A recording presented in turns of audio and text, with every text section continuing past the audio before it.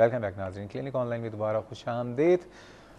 Multiple myeloma और अपने अख्ताम की तरफ बढ़ रहा है और हमारे साथ मौजूद हैं डॉक्टर आज़मीना वली मोहम्मद साहिबा। डॉक्टर आज़मीना, ये बताइए, बात हो रही थी इसकी ट्रीटमेंट की ना, क्या इलाज है इसका?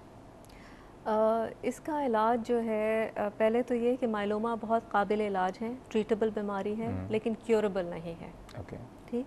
इसके इलाज में जब हमारे पास पेशेंट आता है तो शुरू में हम उसकी स्टेजिंग करते हैं।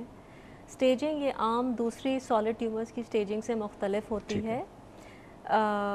और उसके बाद जो है कुछ क्रोमोसोम स्टडी, साइटोजेनेटिक्स भी भिजवा अगर सकते हैं तो करके, और फिर हम उनको डिफरेंट बॉक्सेस में डाल देते हैं, स्ट्रैटिफाई करते हैं प्रोग्नोस्टिक ग्रुप्स पेशेंट को बॉक्सेस में डालते हैं? नो, अब डिजीज़ को। अच्छा, लोग डर जाएंगे कि हमें डब्बों में डाल रहे हैं। नहीं, डिजीज़ को जो है हम डिफरेंट लेवल्स की होती हैं।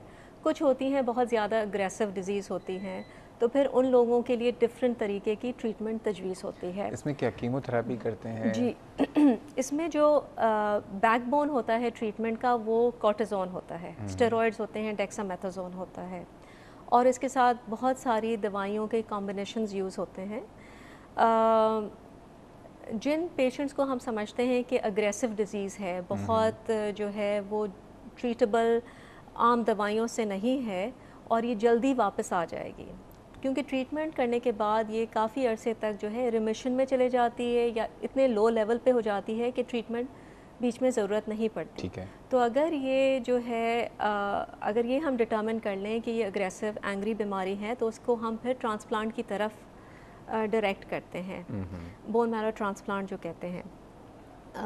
बाकी जो पेशेंट डिपेंड करता है कि उसकी और क्या प्रॉब्लम्स है। अगर हमारे पास 70 साल का पेशेंट है जिसको किडनी का प्रॉब्लम्स भी साथ साथ चल रहा है, डायबिटिक भी है, नर्व्स का भी प्रॉब्लम है, तो उसके हिसाब से उसकी ट्रीटमेंट जो है वो तजवीज़ करते हैं। बट बेसिक जो बैकबोन होता है वो कॉर्टिज़ोन का होता है और इसके साथ बहुत सारी दवाइयाँ। के साथ जो है कि इंसान कितनी ज़िंदगी जी सकता है? वैसे ज़िंदगी मौत अल्लाह के हाथ में, लेकिन कैंसर का जुमला एक ऐसा है जी, अगर किसी को सुनने में आता है वो या उसके घर वाले समझते हैं कि बस अब दुनिया से जाने का वक्त आ गया है जी। इस तरह के जो कैंसर, उस पर आप क्या कहेंगे? अगर हम जनरलाइज करते हैं और अगर हम उन पेशेंट्स को छोड़ देते हैं जो कि जिनकी बहुत अग्रेसिव बीमारी है और जो कि जिनका सर्वाइवल, मीडियन सर्वाइवल जो है अप टू 2 to 3 years होता है, उसको हम छोड़ दें तो इसका सर्वाइवल बहुत बेहतर हो गया है।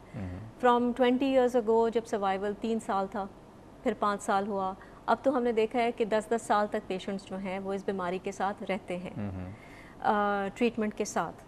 तो इसका जो है, and thanks to the modern day medications and chemotherapy, जिसकी वजह से जो है इनका सर्वाइवल जो है बढ़ गया, प्रोलॉन्ग। ठीक है, दैट्स अ गुड न्यूज़।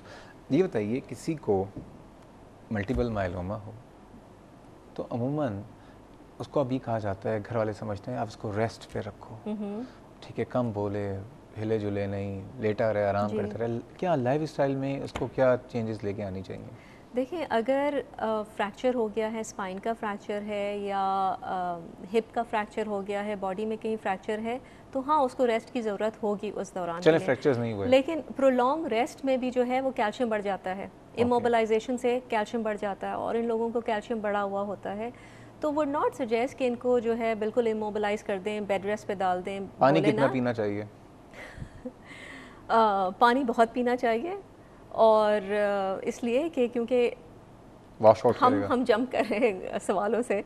पहले तो रेस्ट की बात है कि रेस्ट की ज़रूरत नहीं, बल्कि हल्की फुल्की exercise is good for them for bone remodelling, क्योंकि कैल्शियम बनता है, यूरिक एसिड ज़्यादा होता है, ताकि इसलिए इनको एडवाइस करते हैं पानी ज़्यादा से ज़्यादा पिएँ।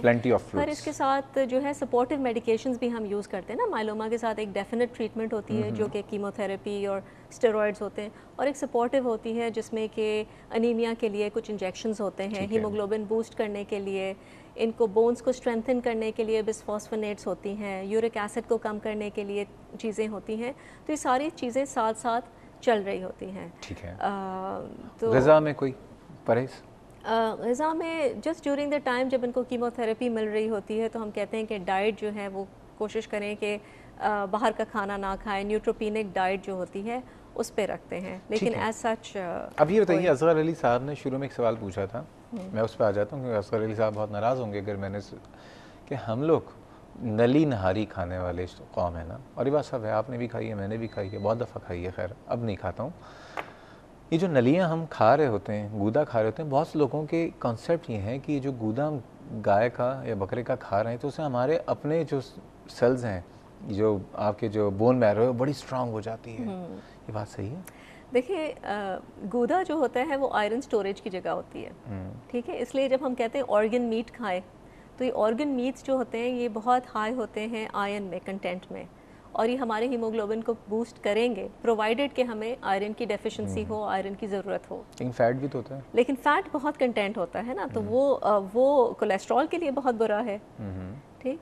तो दूसरे तरीके भी हैं आपको खून को बेहतर करने के, ठीक है, और ये नहीं है कि ये खाने से जो आप दूसरी बीमारियां काउंटर कर सकेंगे। डॉक्टर आज़मीना, बहुत बहुत शुक्रिया आज आप इस प्रोग्राम में आई, और ये कि बहुत दुआएं आपके लिए, और आपके हस्बैंड डॉक्टर साजिद वो भी हमारे प्रोग्राम में आ चुके हैं। इंशाल्लाह थर्सडे को वो हमारे साथ मौजूद होंगे, आप दोनों के लिए कि आप लोग जिस तरह से खिदमत कर रहे हैं, अल्लाह ताला आपको मज़ीद हिम्मत दे, इस्तकामत दे। बहुत शुक्रिया नाज़रीन, ये था हमारा आज का प्रोग्राम, और बात यह है कि बीमारियों को आप होने से रोक सकते हैं और कभी आप नहीं भी रोक सकते हैं। कैसे रोक सकते हैं, सवाल ये भी, दो कॉन्ट्राडिक्ट स्टेटमेंट दे रहा हूँ ना मैं। एक तो ये कि ज़िंदगी में कुछ तब्दीलियाँ ले आइए। तब्दीलियाँ ये लेके आइए कि लाइफ स्टाइल में हम सुस्त हो गए हैं, हम एक्सरसाइज नहीं करना चाहते। जब हम ज़रा एक्सरसाइज कर रहे होते हैं, हम थोड़ी मुरगन ग़िज़ाओं से थोड़ी सादगी की तरफ आ जाते हैं। मैं ये नहीं कह रहा कि आप मुरगन ग़िज़ाएँ या बहुत ज़्यादा हैवी फूड ना खाइए, चलें हफ्ते में एक दफ़ा, महीने में 2-3 दफ़ा आप खा सकते हैं, लेकिन उसको कंज्यूम भी करना सीखें। तो होगा ये कि जो आपकी बॉडी की एक्टिविटी है, हरकत में बरकत, ये बहुत सी बीमारियों से आपको महफूज रखती है। और फिर स्ट्रेसेस, कोशिश ये कीजिए, स्ट्रेस मैं हमेशा कहता हूँ बहुत सारी बीमारियों की जड़ है। जो बीमारियाँ छुपी भी होती हैं, लेकिन आप जब स्ट्रेस में होते हैं बीमारियाँ अमूमन सामने आ जाती हैं। तो कोशिश ये कीजिए कि जो स्ट्रेसेस लाइफ में हैं उनको शायद अगर आप दूर नहीं भी कर सकते, तो जो चीज़ें आपको अल्लाह ताला ने दी हैं उनको सोच के खुश हो जाइए। हमारे माशरे में कैंसर से लोग मुकाबला कर लेते हैं, इलाज मौजूद हैं, बच जाते हैं, लेकिन ये जो हमारे माशरे में टारगेट किलिंग है, ये जो हमारे माशरे में और दूसरे मसाइल हैं, डॉक्टर्स और रिसर्चर्स तो कोशिश कर रहे हैं कि कैंसर्स का मज़ीद अच्छा ट्रीटमेंट मिले। मैं हुकूमत वक्त से एक दरख्वास्त करता हूँ कि खुदा के वास्ते लॉ एंड ऑर्डर का जो मसला है इस मुल्क में, उसको आप बेहतर कीजिए। यंग लोग बेचारे जो मर के चले जाते हैं, वो एक बहुत बड़ी उनके घर वालों के लिए एक आफत उनके सर पे आ जाती है कि लोग कैंसर से बच रहे हैं, लेकिन यंग लोग, बेगुनाह लोग जो हैं, जो मर रहे होते हैं, प्लीज़ उनके लिए मैं या मुझ जैसे जितने हज़ारों लाखों डॉक्टर हैं, हमें देख के अफसोस हो रहा होता है कि एक सेहतमंद आदमी इस दुनिया से चला जाता है। एनीवेज़, सिर्फ दरख्वास्त है हुकूमत से, सब लोग कर रहे हैं, मैं भी करूँगा और कहता रहूँगा, हमेशा करता रहूँगा। और सिर्फ एक बात कहूँगा, पाकिस्तानी बन के सोचिए, इस मुल्क का सोचें, और एक पाकिस्तानी बन के सोचिए। अब हम सबको इज्तिमाई तौर पे सोचना होगा। इस प्रोग्राम के ताल्लुक कोई फीडबैक या सजेशन होता है मुझे ईमेल कीजिए cliniconline@health-tv.tv। फेसबुक पे जाइए, क्लिनिक ऑनलाइन के पेज पे अपने सवाल से नाज़िल कर सकते हैं। कल हम बात करेंगे जो हमने पिछले हफ्ते बात की थी, स्किज़ोफ्रेनिया साइकियाट्रिक डिसऑर्डर पे। कल तक के लिए अल्लाह हाफ़िज़।